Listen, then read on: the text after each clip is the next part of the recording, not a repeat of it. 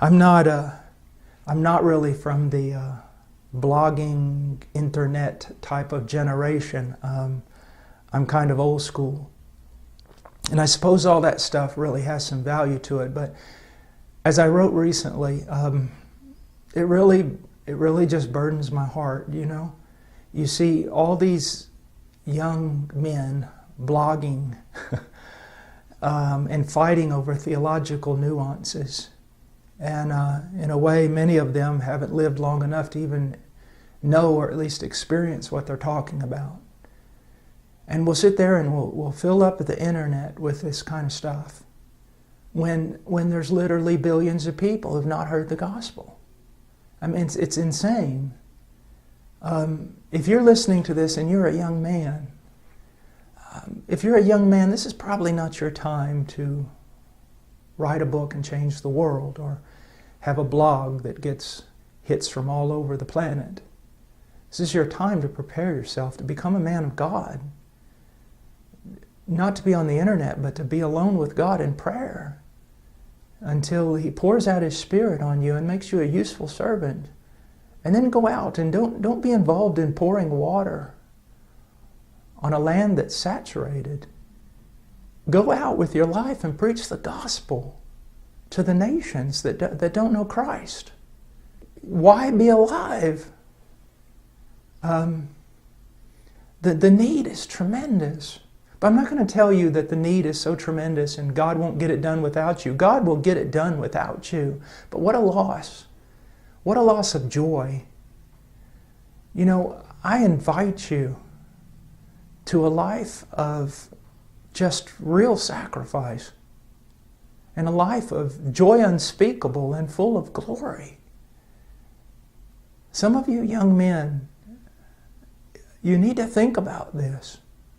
You need to think about going out there and preaching the gospel, suffering for Christ and relishing that suffering. Now, I'm 49 years old and my body is broken into a million pieces. Like Robert Murray McShane said, you know, the Lord gave me a message and a horse, and I've killed the horse. And I feel that way, but I can tell you this, I'm glad. I'm glad. He's worth dying for, young men. And don't waste your life trying to be a theological expert to a bunch of people who already probably know more than you do. Get out there and preach the gospel. Go to the fields. Go to the places where it's dark. Preach the gospel of Jesus Christ. There's, you know, right now I'm just rejoicing in what God's doing in India and Nepal, but there's Tibet.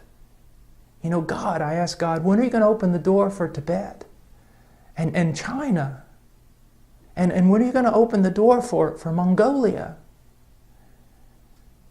A friend of mine out in California, an acquaintance of mine, Larry Pan, he has on his website or whatever, he said that he would rather be on the front lines preaching than jostling for prominence on the stage. Young men, go somewhere and die, that only God and hell will know your name. God because He loves you, and His Spirit is powerful upon you, and hell because hell hates you. Go somewhere and preach the gospel. You know, I sometimes read the Puritans, and well, I like the Puritans a lot, and Martin Lloyd-Jones and Charles Spurgeon, and then I look at the modern day preachers that we have been so blessed with. You know, men like John MacArthur and John Piper and Joel Beakey and so many brilliant men, Wayne Grudem and all these men. They're older men, and they've studied a lot, and God's given them a voice. Young men, don't try to be them, at least not now. And don't think that America needs you so much. it's better to sometimes to be a, if I preach in the United States, I'm just another preacher. But to go overseas and preach where no one's preaching, even if you're as pitiful a preacher as I am, you're the preacher. Go somewhere where John MacArthur and John Piper are not, and preach the gospel, and pray, and intercede. All the men that I've ever studied, all of them, it's hard for me to find a common denominator in their lives. Some of them were more Calvinistic, others not.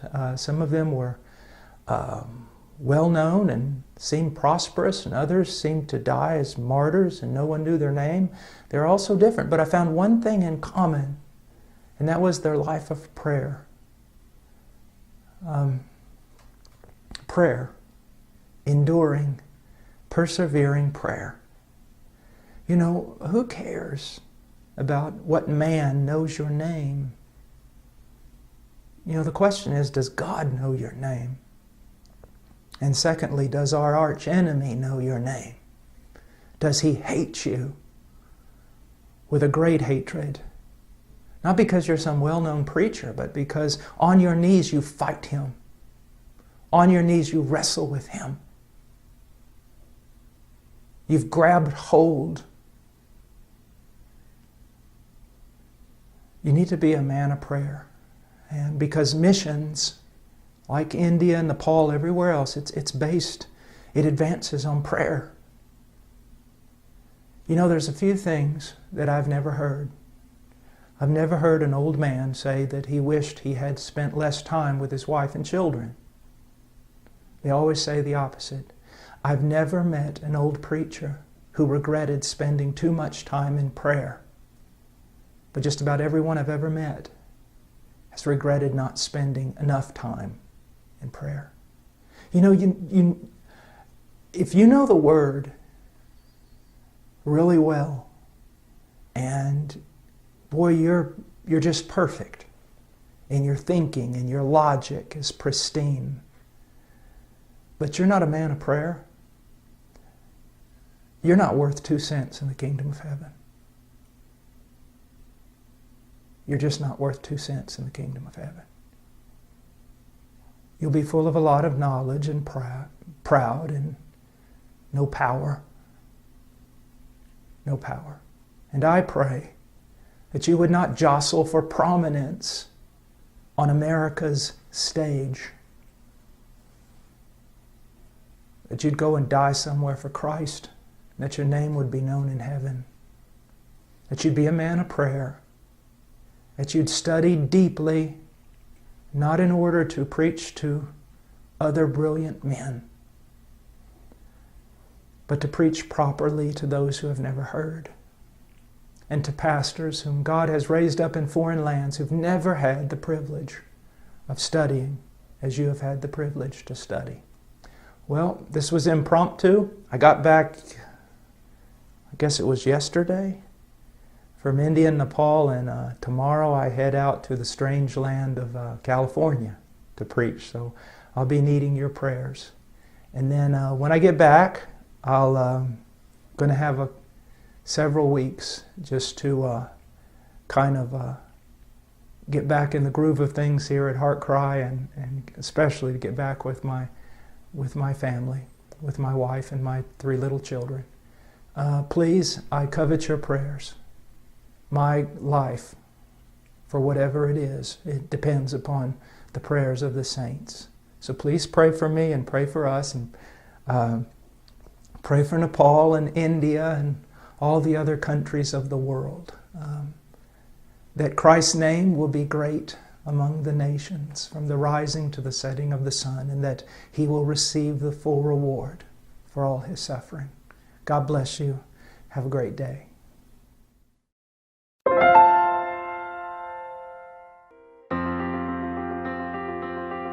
Please visit our website at heartcrymissionary.com There you will find information about the ministry, our purpose, beliefs and methodologies, and extensive information about the missionaries we are privileged to serve.